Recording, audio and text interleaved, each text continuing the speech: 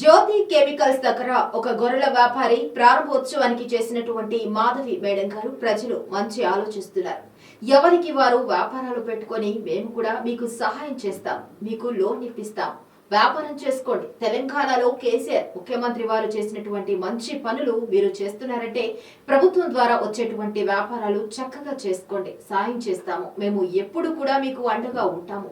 ఆ ప్రభుత్వం ఎప్పుడు కూడా ప్రజలను చూసుకుంటూ ఉంటుంది కాబట్టి ఎప్పుడు సిద్ధంగానే ఉన్నాం, ఏర్పాటు చేస్తాం. ఎన్నికల్లో ఇచ్చినటువంటి మాట ప్రకారం నిలబడతామని చెప్పడం జరిగింది. మీ వంతు ప్రయత్నం మీరు చేయండి. ప్రభుత్వం తరపున వచ్చేటువంటి సహాయ సహకారాలు అందిస్తామని చెప్పడం జరిగింది. మీరు తప్పకుండా విజయబాట ఎంచుకున్నారని చెప్పడం జరిగింది. తెలంగాణలో కేసీఆర్ గారు ప్రతి ఒక్కరికి గొర్రెలు మేకలు ఇవ్వడం జరిగింది.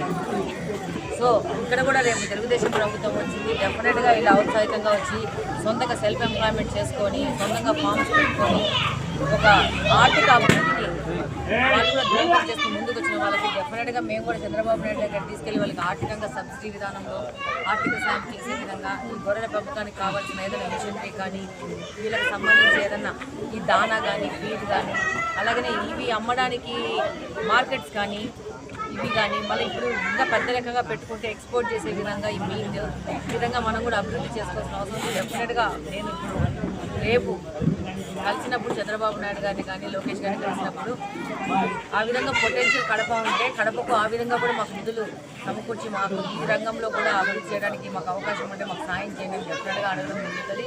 అలాగనే కొత్త రకంగా ఆలోచించి ఫస్ట్ టైం ఈ యొక్క ఫామ్ పెట్టుకున్న గంగాధర్కు శుభాకాంక్షలు.